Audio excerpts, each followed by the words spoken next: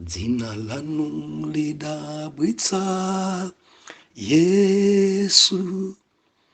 Dzina lanu Baba, dzina lanu lidabwitsa Yesu. Dzina lanu lipambana zonse. Dzina lanu Baba, dzina lanu lipambana zonse. Dzina lanu Baba, dzina lanu lipambana. Oh, dzina lanu lipambana. Dzina lanu lipambana zonse. Ah, dzina lanu lichiritsa. Baba, dzina lanu lichiritsa. Dzina lanu lichiritsa ntenda. Dzina lanu lidabwitsa. Dzina lanu lidabwitsa. Dzina lanu lidabwitsa Yesu. Ndikulandireni okondedwa omvera konse kumene muli. Heneleke Tchale mtumiki wanu, believer, lero pa 10 July 2023, subtopiki kufunikira kwa dzina. Mwana Mulungu, sabata yatha tinali pano timanena kuti kudziko kuno kukuyenda chinzimu cha chisokonezo komanso chinzimu chonyada. Salai adasokoneza zinthu. Salai adapereka zinthu zimene zosenera kupereka. Sabata yatha timanena kuti tikhoza kupereka china chilichonse koma tisapange mistake kupereka mamuna. Mamuna sitimagawana, mamuna sitimapereka, mkazi sitimapereka. Koma mayi Salai adapereka zosenera kupereka, ende zimenezo zidabweretsa chisokonezo. Ndefe tinaona kuti mzimu wa chisokonezo ndi mzimu wonyada umaononga zinthu. Hagala mpata utapezeka atakhala pabanja ndi Abrahamu, mzimu wonyada udamulowa. Adamba kumunyadira Salai, adamba kunyoza Salai. Ndete manena kuti mzimu huu wonyada umayenderana ndi kudzikuza, kudzimva, kudelera, kukula mtima. Haga adamba kukula mtima, adamba kudelera, adamba kudzimva. Endi zotsatira zake Salai adapwetekedwa mtima ndi kumthamangisa. Nde sabata yatha Mulungu amatilankhula kuti tikakhala pamalo tisamanyade. Mulungu akatipasa mphatso tisamanyade. Mulungu akatidalira nkutipasa chochita tisamanyade. Ena mphatso yoyimba yomweyi motalemekeza nayo Mulungu amanyada. Kudziwa kuimba gita, kudziwa kuimba keyboard, musamanyade. Mumatsogolera kwayala, mawu anu ngabwino, musamanyade. Mwina nkutheka muli mchuma, mumathandiza kuntchito ya Mulungu, musamanyade. Believer, mzimu wonyadawo ni mzimu wajabu, ndi mzimu woyipa kwambiri umene Mulungu adampitikisa nawo Lucifer. Kunyada, opemphera mbiri, onyada, odziva, kufika ponena kuti ine ndikasowa sizingaende, ine ngati sinditenga mbali zisokoneke. Mzimu umene wononga zinthu zambiri, mzimu. Ana Mulungu, tente chikanizeni chinzimu chonyadachi, tichidzudzule chinzimu chonyadachi. Ndicho linga chakuti tipitirizebe kuntumikira Mulungu. Mumagwira ntchito kuti musamanyade. osamanyadira mabwana anu, alemekezeni, kangalikani, gwirani ntchito mwakhama, maintasesa, pembedzerani, pindani beni mawondo osanyada. Mzimu uwu onyada ngochokera ku midima. Mzimu umenewu mumadziwa chani? Mumantumikira bwanji Mulungu? Tumikirani. Ndinu wachifundo, tumikirani muchifundo chosamanyada. Mawu anu ngabwino amamveka mwanthetemya, mumayimba bwino kwambiri osanyada. Sabata tati manena kuti ena mafika podzivira kwa imene lero sindipitako, muona ine ndikasowa siziyenda, ineyo ine ndine mashini, ndikasoeka ine ndekuti zinthu zisokonekera. Ndichenjeze pano, Mulungu si munthu. Mzimu wonyada ukakulabe, mukamadzimvabe choncho, Mulungu amatuma wina, amakonzekeretsa wina pa ntchito imene inu mukagwira mpamalo Mulungu kapena kuti mu mpingo. Mumangodabwa kuti wina amba wimba keyboard, wina amba tsogolera kwaya, wina amba lalikira, wina amba chita zinthu zazikulu kwambiri, inu kumadabwanso. Ende amene amabwerayo amakhala waluso kuposa amene niyo mukuchitira. Mulungu si munthu, ende tisamanyadire Mulungu. Haleluya. Ndinu dokta, musamanyade. Ndinu wa polisi, ndinu msilikali, ndinu mphunzitsi, mumagwira ntchito kumabungwe, osanyada. Dziperekeni. Mwapadera mwana Mulungu, lero tili nsabutopiki. Mulungu ayikasomawo pa mtima panga. Tuwerenga Genesis chapter number 17, kufunikira pa dzina. Mwana Mulungu tichitanga titabwereza pa bilifa. Ndikukumbukira topic yapitayo mchaka chathachi apa tinapalankhula bilifa, dzina njofunikira. Endi ena akukhala muchimene dzina lawo ilili. Ena akuyenda muchimenecho. Dzina imakhoza kumpanga munthu kukhala wabwino kapena kukhala woyipa. Dzina njofunikira. Tiwerengeni chapter number 17 book la Genesis. Tuwerenga verse 1 mpaka na verse number 8. Mawotsogolera dzina la Abraham lisinthika likhale Abraham. Believer, Abraham dzina Mulungu akuyisintha kuti ikhale Abraham. Mbuyo monse mulimati Abraham.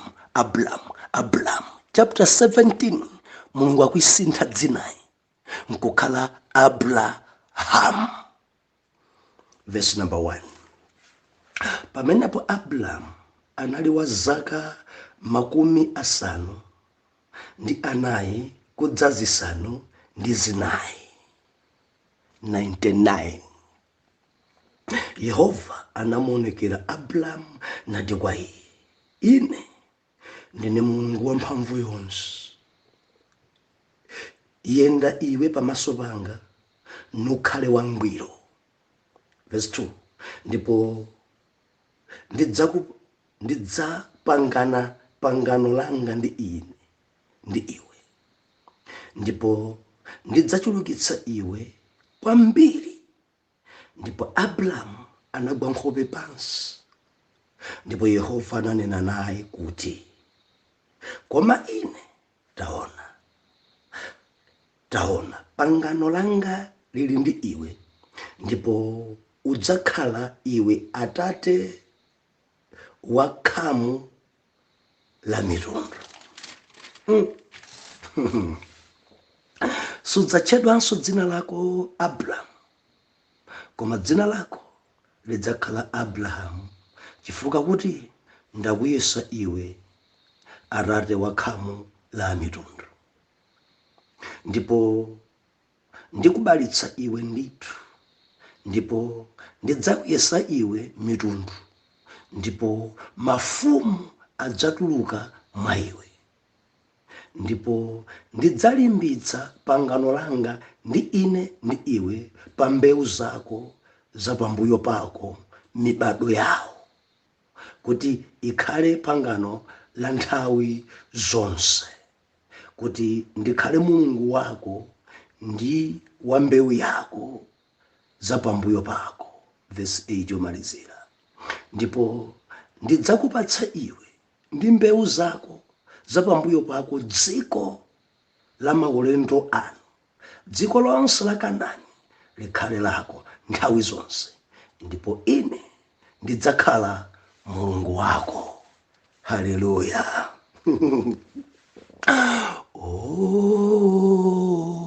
Oh, dzina. Dzina la Yesu livambana. Haleluya, haleluya. Dzina. Dzina la Yesu livambana. Dzina la Yesu livambana. Dzina. Oh, dzina. Dzina la Yesu lipambana. Believer, kufunikira kwa dzina. Mulungu aupangana ndi Abrahamu. Mulungu aulankhula ndi Abrahamu. Mwana Mungu, Abrahamu, dzina iyi inkatanthauza tare koma wafuko. Lelo Mulungu akuisintha dzinali nkukhala Abraham, meaning tate wa mafuko, tate wa mitundu, mafuko a mitundu. Nchifukwa chache timapemphera ronse, kaya muli kuti kaya kwa Angerezi kandi kwa Afrika, Mulungu wa Abrahamu, Mulungu wa Isaki. Tate wa mafuko adaisintha dzina li Mulungu. Mulungu amadziwa Abrahamu sangakhale tate wa amitundu yonse, tate wa mafuko onse, koma Abrahamu ndikuti dzina ili ni mphamvu yokhoza kukhala tate wa mafuko wa mitundu. Believer, dzina tukamba dzina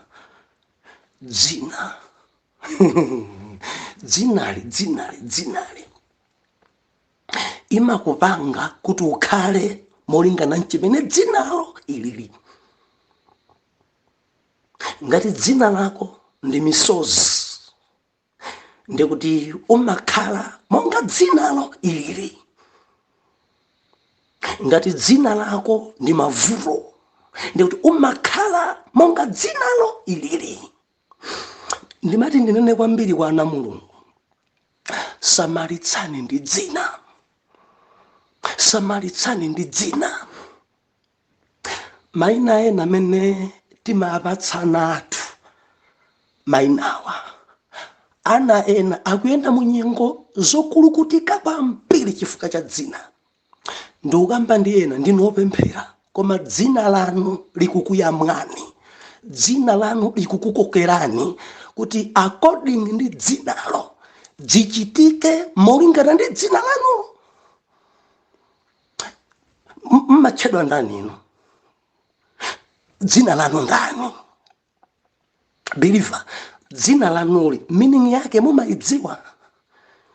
Dzina lanu tanthauzo lake nchani? Dzina lanuli ndi amikambuye mmaikonda kwambiri, koma tanthauzo la dzina lanu mukuidziwa? Chifukwa dzina la Abrahamu yutanthauza tate wa mafuko ambiri, tate wa amitundu yonse, utare wa mafuko mitundu yonse. Ndekuti dzina njofunika chifukwa imakupanga ukhale muchimene dzinalo ilili. Believe kudziko kuno kuli mayina. Mayina ena kumamve kumadabo kodi imene ndi dzina iyi, kodi zitha bwanji ndi dzina limeneli. Kuli mayina kudziko kuno, mayina opweteka. Ndimafuna ndipemphe ana Mulungu, ngati nkotheka ana anu mwina adapatsidwa mayina kandi akumtundu, kadapereka mayina kandi anzanu, fufudzani dzina kuti ili ndi tanthauzo lanji. Chifukwa ngati simusamalitsa ana anu, mwana wanu adzakhala molingana ndi dzinalo. Ena tidapereka mayina chifukwa chakukhumudwa, chifukwa chomva upweteka nyengo zimene tidusa takumana nazo. Nde mwana uja atabadwa tidampasa dzina limenelo chifukwa chomva wawa. And ana ambiri akudusa muchopweteka chimenecho chifukwa cha dzinali. Haleluya. Ena mudzawuzala dzina la mwana ndi nyama zawo. Ndekuti ankabereka mwina mangopita pachabe. Kubereka mwana mwalira, bereka mwana mwalira. Ndi nkudzakhazikiso tena kuti ngakhale ndatenga mimbayi sikuti ndikubereka mwana kuti ndidzamtume, koma ndikuberekera ena kuti ikhale nyama yawo. Ne mwana uja akamabadwa kunchona kuti nyama yawo kapena nyama zawo. Dere kudziko kunoru alipo mayina amenewo anthu amayitana nyama zawo. Endi chimene chocho mwana amakhala mu chimene chocho, kumakhala nyama za ena, kumakhala chakudya cha ena, kumakhala chokhasula cha ena chifukwa cha dzina imene inaperekedwa. Ana Mulungu tisamale kwambiri pa mayina. Chaka chathani manenanso zimenezi, mayina tisamale nawo. Haleluya. Ena ndi manda kuchichewa ulo kuchisene kati manda tukambadza malo amene anthu amayika okufa. Manda nthawi zina makolo mayina ena ndi amakolo, mayina enawa ndi amakolo. Manda akamayenda kuita zoti awawa ni mandawa. Manda oyenda. Manda oyenda. Manda nthawi zina mukasona kuti dzavutitsitsa choncho. Sibwino kutchukisaso dzina la makolo. First name yanu ichukiseni kopotsa ya bambo anu kapena ya gogo anu. Chifukwa nkhondo zina zikulimba chifukwa cha mayina. Ziwanda zina zimalonda chifukwa cha mayina. Matenda ena makakamila chifukwa cha mayina. Ambuye atithandize kwambiri. Dzina mungampasa munthu maliro. Dzina bwanji maliro. Kungobadwa basa amene ni maliro. Chiyendaenda. Mayina atu amene alipo kudziko kuno mayina chiyendaenda. Mayina kamowa, kaumphawi, tsoka, mavuto, aloni kapena loni, njoka ya malodza. Dzina imene njoka ya malodza. Mayina ena ndimene ndi agogo akalekale ndi anthu amagwirisa ntchito amenewo. Bambo njoka ya malodza, bambo njoka. Enu kumayenda muchinjoka. Muli bwanji anjoka zonse, anjoka nonse, ambobo, asongwe. Enu kumatchuka ni mayina anjoka. Zotsatira zake maloto ngakhale tsogolo sidzimalongosokaye. Mwana kunchona kuti kamowa. Ali wang'ono we kamowa. Mwina kutheka njakuntundu. Fufudzana anthu amene amatchuka ni mayina awa amamwa kwambiri. Kamowa. Mumampanga mwana kugonekera kumowa ali mwana. Kuyamba kulakala kamowawo ali ku primary. Endi kumabwera kunyumba maso ajata afira dzina kamowa. nkumadabwa naye mwana waledzera bwanji dzina la kuntundulira mmamandira nimati nene tchukisani mayina oyambira mayina awo amakolo wawa adawatchulana ena adatchulana ali ana kumowa komweko chifukwa choledzera kwambiri gogo anthu adasiya dzina lawo kumatcha kamowa mpaka napano ananso mwapasanso kamowa izizi zononga tsogolo lana ambuye atithandize chifukwa cha mayina kaumphawi ndikuti mtunduwo ulibe kanthu ulibe chochita ndi adadzipasa mayina bwanji ndine kaumphawi ene kumakula mudzina ngati mene kaumphawi yamba bizinesi yosayenda chilichonse pa iwo sayenda dzina imakupanga ukhalemo chimenecho ukwanire muli bwanji ena ndi chisomo chabe mwina chifukwa chakupemphera koma mayina wawa amayamwa amayitanitsa molingana ndi dzina ukhalemo chimenechocho eni ngochepa chabe amene mayina awo ali akaumphawi koma alili dzinthu ngochepa chabe amene ali akamowa koma sakumwa chisomo ambuye atithandize kwambiri haleluya ngongole muli bwanji ngongole nonse mukaifufuza dzinayi ndikuti mwina agogo ankakonda kwambiri kukongola zotsatira zake mwina anthu amabwera kwa alanda akatundu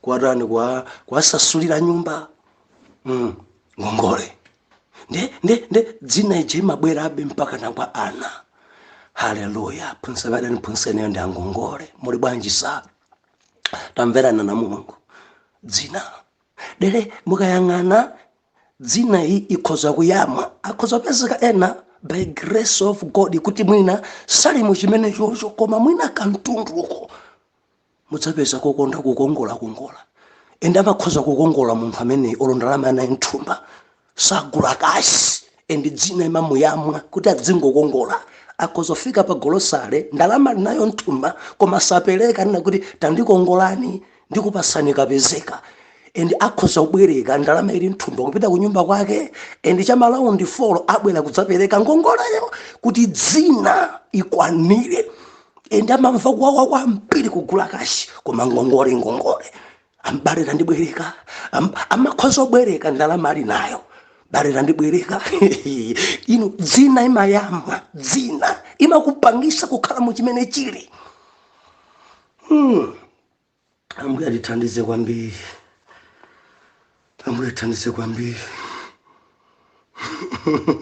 haleluya ndilibe malo asena mati sina malo zotsatira zake munthu osakhala ndi landi yako chifukwa cha dzina chasowa muli bwanja chasowa nonse mangoda sakupezeka dzina lake ndi chasowa mufuna sadzipezeka dzina kuti chasowa mayina ane anga chinyanja kaena anga mtundu wanje koma I believe kuti mukundimva ndithu kuti dzina njofunikira chasowa chasauka dzina imene achasauka muli bwanji achasowa muli bwanji achasauka muli bwanji ndimfuna kuti alemere achasauka ambuye atithandize kwambiri misozi dzina timene amisozi muli bwanji tizona masiye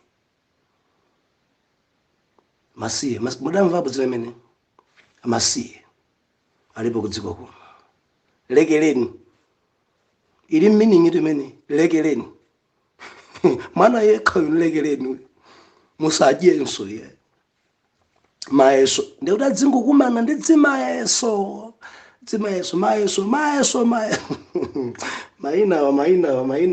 maina ambuye atithandize sakwata dzina timene zimuyendera amene ambuye atithandize kwambiri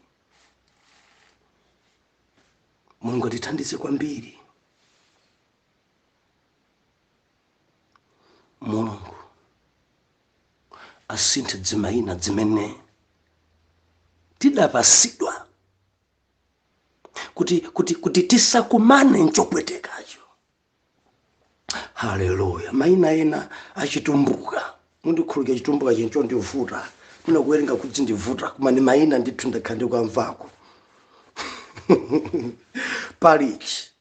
Palichi amaitendwa anthu palichi, meaning palichani apa? Ndimufuna kuti pakhale zolozeka, koma dzina mwatchula imeneyo tikambe. Tinenenjinso pamenepa anzathu atumbuti kati tikambe, ndikuti palibenso chonena, zinthu zasokonekera basi. Tinenenji, tikambepo chani? Tikombe. Dzinoti tikombe amayipereka kuchitumbuka ngatinso pakuchitika kwambiri maliro. Ndimona wajama mpasa kuti tikombe, meaning ipani. Aipani muli bwanji? Ipani. Ndikuti apasidwa dzina mwanayo akodinga ni nyengo zimene banjalo likudusa. Ipani. Anthu akamaenda ipani. Moyo upezeka ena makulira chisomo. Aipani muli bwa. Mungu atithandize kwambiri. Sungizo amatanthauza so mavuto. Mavuto. Oh, haleluya. Siyani. Kwanilitsani. Khumbo lao. Chimodzimodzi soti kwanilitsani zimene mukufunazo. Ena matcha kwanzathu kumpoto kuchalo. Chalo meaning dziko. Akozobadwa mwana kumati si mwana wanga koma ni mwana wa chalo. Ndikuberekera dzikoli achite naye, ndibe naye ufulu, ndibe naye gawo, koma akhala wa dzikoli. Mayina. Dzina lanu ndi ndani? Ndikamba ndineyo, dzina lanu ndani? Nanga meaning yake ndi chani? Nyamika mbwe mumakonda kwambiri dzina la agogo wanu, endi yanu simamvekayi. Kodi mumadziwa meaning ya dzina la agogo wanu kapena dzina la abambo anu imene mugwirisa ntchito? Simukudziwa kuti nkhondo zinazi zikukulondani chifukwa cha dzinali? Mwana Mulungu ukadzaona ntchentche kukulonda kwambiri, ndikuti pena pake pasokonekera. Mwina nsapato yako unaponda bibi, ndi ntchentche madalitsika kwambiri ndikafungo koyipa. Udzingodabwa kodi ndaponda, udzangodabwa zikumatera paphazi pa nsapato. Ukayang'ana bwinobwino udzapeza akani naponda bibi pena pake. Endi ntchentche malonda zimenezo, endi mayina enawo ali ngati bibi. Dziwanda dzimalonda chifukwa cha dzinalo. Mulungu atithandize tisamalire dzina. Chapter 17 Mulungu akulankhula ndi Abraham. Kuna kuti Abrahamu pali pangano. Abraham ali ndi zaka 99 mpamene Mulungu akumulankhula. 99 Yehova namuonekera. Abraham nati kwa iye, ine ndine Mulungu wamphamvu zonse. Yenda iwe pamaso panga nukhale wangwiro. Koyambirira Abraham maso ndi maso ni Mulungu gagaga. Ine ndine Mulungu wamphamvu. Yenda pamaso panga mwangwiro. Meaning alipo ena amaenda pamaso pa Mulungu koma moipa mwachidetso. Ndi Mulungu akuwuza Abraham, uyende pamaso panga mwangwiro, uyende pamaso panga molungama. Mwana Mulungu amafuna kuti tikamaenda, tikamayimba, tikamalalikira, tikamachedwa kuti akulu ampingo, tikamachedwa atsogoleri, tizikhala angwiro, kuti pangano lokhala tate wa fuko, kuti dzina limene ife tasinthidwalo ikhale mu chimene Mulungu akufuna. Tiyende pamaso pa Mulungu wangwiro, endi Mulungu adzasintha natikhala ife ndalitso malo mwa temberero. I believe it can be remote. Dzina likuchoka pa Abraham kubwera Abraham. kuti tsopano si tate wa fuko limodzi koma tate wa mafuko ambiri. Dzina la zina. Believer, mphamvu ya dzina. Dzina imakhoza kukuyamwa, dzina imakhoza kukunenepesa, dzina imakhoza kukuondesa, dzina imakhoza kukudwazika, dzina imakhoza kukusaukitsa, dzina ikhoza kukulemeretsa, dzina ikhoza kukupanga kukhala iwe mu chinthu choyipa kwambiri. Dzina. Ambuye atithandize. Mwana Mulungu, tikumanenso mawa pamene tikupitiriza buku ili la Genesis chapter number 17. Ndikalibe mdziko la South Africa dera lija la Mpumalanga.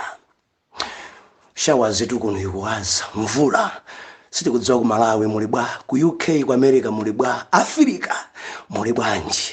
Tili kuno ku Mpumalanga mawa, back to Joburg, kena ku Port Elizabeth. Fire Atate tithandizeni. Mayina amene makolo anatipatsa, sinthani dzina langa, dzinanso la mwana wanu uyu.